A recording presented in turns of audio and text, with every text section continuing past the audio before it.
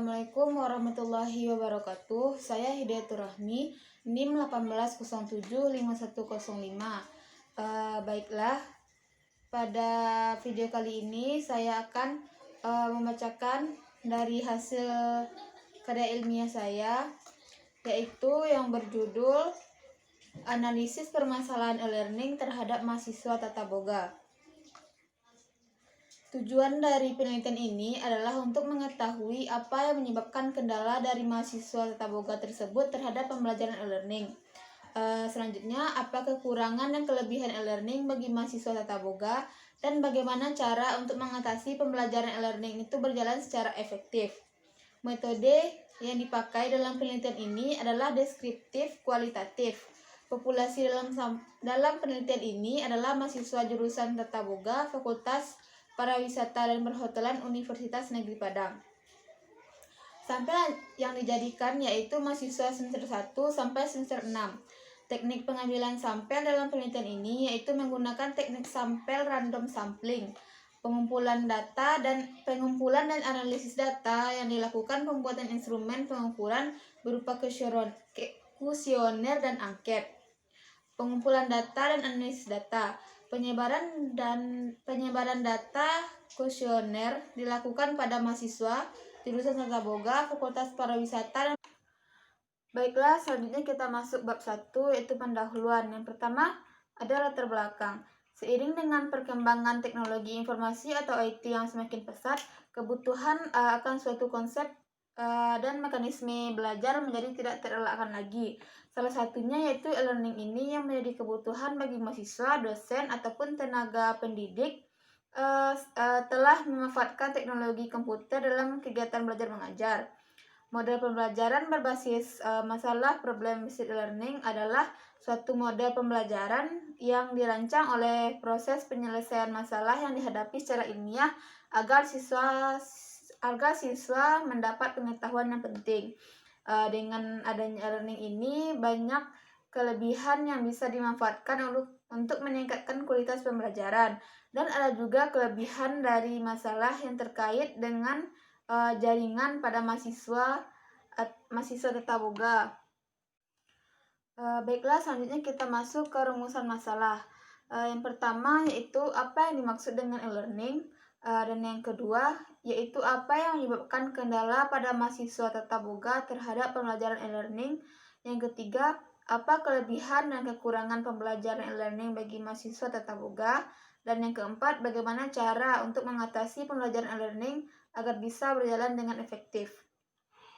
Selanjutnya kita masuk yaitu batasan masalah. Untuk mendapatkan memfokuskan penelitian ini, maka perlu dilakukan pembatasan terhadap masalah yang akan diselesaikan, yaitu penelitian ini hanya berfokus terhadap terhadap bagaimana permasalahan e-learning ini terhadap mahasiswa tata boga. Selanjutnya yaitu ada tujuan penelitian. Tujuannya yaitu untuk mengetahui apa yang menyebabkan kendala mahasiswa tata boga itu terhadap pembelajaran e-learning. Yang kedua, mengetahui apa kelebihan dan kekurangan dari pembelajaran e-learning bagi mahasiswa tata boga. Yang ketiga, untuk mengetahui bagaimana cara untuk mengatasi pembelajaran e-learning ini bisa berjalan secara efektif. Selanjutnya yaitu adalah manfaat penelitian. Yang pertama, manfaat bagi penulis.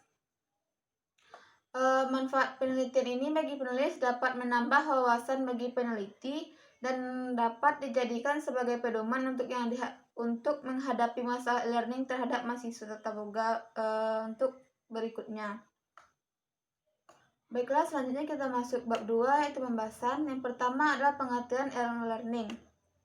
E-learning adalah sebuah proses pembelajaran yang berbasis elektronik dan salah satu media yang digunakan adalah jaringan komputer. Dengan dikembangkannya di jaringan komputer memungkinkan untuk dikembangkan dalam bentuk berbasis web, sehingga kemudian dikembangkan ke jaringan komputer yang lebih luas yaitu internet. Menurut para ahli, ada beberapa menurut para ahli. Yang pertama menurut Mischel tahun 2013 yang menurutnya e-learning itu adalah pembelajaran yang disusun dengan tujuan menggunakan suatu sistem elektronik atau juga komputer sehingga mampu untuk mendukung atau suatu proses pembelajaran. Dan menurut Chandrawati tahun 2010, e-learning ini adalah suatu proses pembelajaran jarak jauh dengan cara menggunakan prinsip yang dilakukan dalam proses suatu pembelajaran teknologi. Yang ketiga yaitu ada menurut Andriansyah tahun 2013. E-learning ini adalah suatu sistem pembelajaran yang digunakan sebagai sarana proses pembelajaran yang mengajar dilaksanakan tanpa harus tatap muka, dengan cara langsung antara pendidik dan mahasiswa. Selanjutnya yaitu adalah kendala pada, misalnya kita masuk yang B, yaitu kendala pada mahasiswa tatap muka terhadap pembelajaran e-learning. Kendala dalam penerapan e-learning dalam pendidikan mengikut sertakan beberapa komponen. Komponen pertama adalah infrastruktur e-learning. Infrastruktur berupa personal komputer, jaringan komputer, internet, dan perlengkapan multimedia lainnya. Pada infrastruktur, saat pembelajaran terjadi, maka terkadang kita menjadi ada kendala. Kendalanya yang terjadi itu tidak semua pembelajaran efektif yang dilakukan dalam media komputer. Banyak pembelajaran yang lebih efektif bila dilakukan secara kooperatif atau kolaboratif. Pada dasarnya, e-learning ini menggunakan media komputer untuk menyampaikan pembelajaran. Sedangkan salah satu teori belajar yaitu humanistik adalah memanusiakan manusia, dan e-learning kurang manusia akan manusia. Kendala lain juga muncul yaitu ketersediaan dan kelayakan infrastruktur e-learning itu sendiri.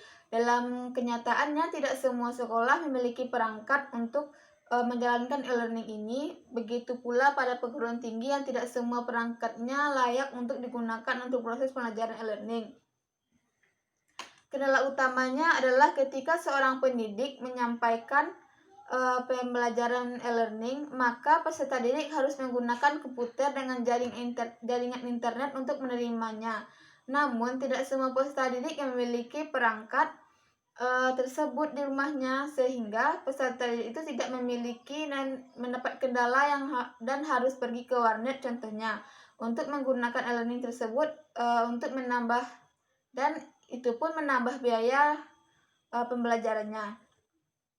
Kendala dari peserta didik yang belum dapat dioperasikan komputer, begitu juga halnya pendidikan.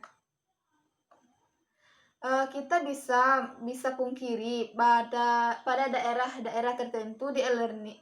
Daerah-daerah tertentu, e-learning ini tidak dapat diterapkan karena tidak semua daerah yang memiliki jaringan internet. Penggunaan internet ini tidak dapat diterapkan karena memang peserta didik yang belum mengetahui dan menguasai bagaimana mengoperasikan e-learning tersebut. Sebagian pendidik juga ada yang tidak menggunakan e-learning, akan memang mereka mendapatkan pelajaran tersebut saat menjalani studi. Selanjutnya kita masuk ke yang C, yaitu kelebihan dan kekurangan e-learning. Kelebihan e-learning adalah memberikan fleksibilitas, interaktivitas, kecepatan, visualisasi melalui berbagai kelebihan dari masing-masing media. E-learning memiliki banyak kelebihan, yaitu lebih mudah untuk diserap, artinya adalah fasilitas multimedia yang berupa suatu gambar, teks, animasi, suatu suara, dan juga video. Selanjutnya yaitu jauh lebih efektif di dalam biayanya. Artinya tidak perlu instruktur, tidak perlu juga minuman audiens, dapat di mana saja dan lain sebagainya. Selanjutnya yaitu jauh lebih ringkas, artinya tidak banyak yang mengandung formalitas kelas, langsung ke dalam suatu pokok bahasan mata pelajaran sesuai kebutuhan. Ketersediaan dalam 24 jam per hari, artinya penguasa dalam teori tergantung pada semangat dan juga daya serap siswa, sehingga bisa monitor dan bisa juga diuji dengan e-test. Selanjutnya, menurut Gavrilova, kekurangan e-learning adalah suatu pembelajaran dengan menggunakan model pembelajaran tersebut. Model e-learning tersebut yang dibutuhkan pembelajaran tambahan yang lebih, seperti komputer, monitor, keyboard, dan lain sebagainya. Kekurangannya antara lain adalah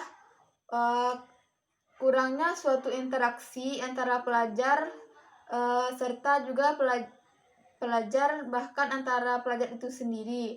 Yang kedua, kecenderungan tersebut dapat mengakibatkan aspek akademik atau juga aspek sosial dan juga sebaliknya untuk membuat tumbuhnya aspek bisnis atau juga komersial.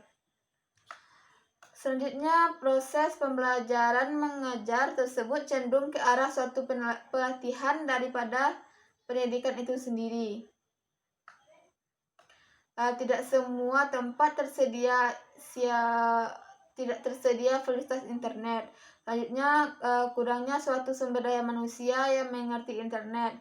Selanjutnya, kurangnya penguasaan dalam bahasa komputer. Terus, akses di komputer yang memadai tersebut dapat menjadi masalah bagi pelajar tersebut.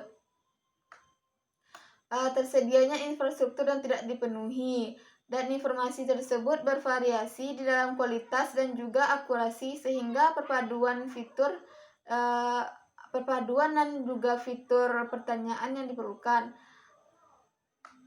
Peserta didik tersebut dapat merasa terisolasi. Baiklah, selanjutnya yaitu kita masuk ke poin yang D, yaitu cara untuk mengatasi pembelajaran e-learning bisa berjalan secara efektif. Jadi salah satu indikator efektif belajar adalah tercapainya sebuah tujuan pembelajaran. Tujuan pembelajaran tercapai secara maksimal, maka dapat dikatakan pembelajaran mencapai efektivitasnya. Di samping itu, keterlibatan siswa secara aktif menunjukkan efisiensi pembelajaran. Proses belajar mengajar dikatakan efektif apabila pembelajaran tersebut dapat mencapai tujuan yang diharapkan peserta didik agar dapat menyerap materi pembelajaran yang dipraktekkannya. Metode dan strategi pembelajaran kini mengalami pergeseran dengan mengarah pada perubahan paradigma pendidikan. Hal ini berpengaruh pada fungsi pendidikan sebagai fasilitator, mediator, dan motivator dalam proses pembelajaran. Guru selalu dianggap sebagai pusat pembelajaran, tapi sekarang telah berubah menjadi siswa sebagai pembelajaran itu sendiri. Salah satu penyebab antara lain adalah faktor pesatnya kemajuan teknologi informasi yang mengharuskan terjadinya perubahan paradigma proses pembelajaran yang dilaksanakan seluruh siswa. Selanjutnya kita masuk ke bab 3, yaitu metode penelitian. Yang pertama adalah ada jenis penelitian. Penelitian ini menggunakan metode penelitian deskripsi kualitatif. Menurut Sugiono, penelitian kualitatif adalah penelitian di mana peneliti ditempatkan sebagai instrumen kunci teknik pengumpulan data yang dilakukan secara penggabungan dan analisis data yang bersifat induktif. Untuk poin yang kedua yaitu ada subjek dan objek penelitian. Yang pertama ada subjek penelitian. Subjek dalam penelitian ini adalah mahasiswa jurusan Tata Boga, Fakultas Pariwisata dan Perhotelan Universitas Negeri Padang. Dalam penelitian ini, jumlah subjek yang dijadikan dalam penelitian tidak dibatasi, tergantung dengan kebutuhan dan kelengkapan informasi yang diinginkan. Peneliti mengharapkan dapat memperoleh informasi. Yang kedua, ada lokasi penelitian. Lokasi penelitian dilakukan di Universitas Negeri Padang dan data yang diambil secara langsung dari subjek penelitian yang merupakan mahasiswa jurusan Tata Boga, Fakultas Pariwisata dan Perhotelan Universitas Negeri Padang. Yang ketiga ada waktu penelitian. Waktu yang dibutuhkan dalam penelitian ini membutuhkan waktu kurang lebih 3 bulan. Selanjutnya, poin yang ketiga adalah ada populasi dan sampel. Yang pertama, kita masuk populasi penelitian. Menurut Endang Mulyatiningsih tahun 2011, Populasi ini adalah sekumpulan orang, hewan, tumbuhan, atau benda yang mempunyai karakteristik tertentu yang akan dipilih.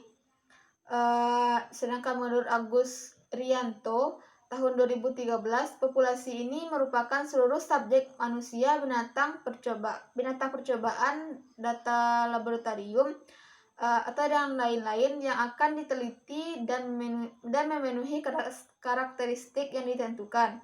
Sedangkan menurut Sugiono tahun 2013, populasi ini adalah sebuah wilayah generalisasi yang terdiri atas objek atau subjek yang mempunyai kualitas dan karakteristik tertentu yang ditetapkan oleh peneliti untuk dipelajari dan kemudian ditarik kesimpulannya.